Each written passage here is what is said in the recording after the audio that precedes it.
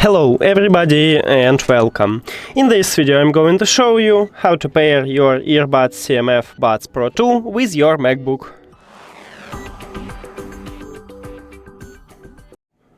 You have to start by press one time at the Bluetooth icon at the top, but if you don't have this icon, just go to the control panel and click at the Bluetooth here.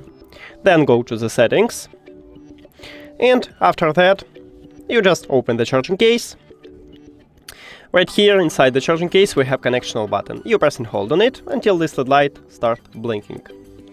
Here we go, and we just enter to pairing mode. So we will see it at the device list. And right here we have it. Click connect near to it.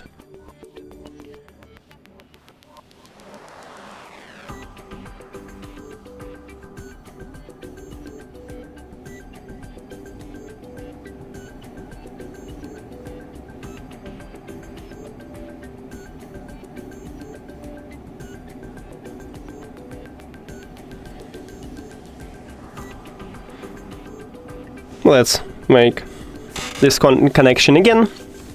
Just click connect. Sometimes it happened with the earbuds and also, with this MacBook.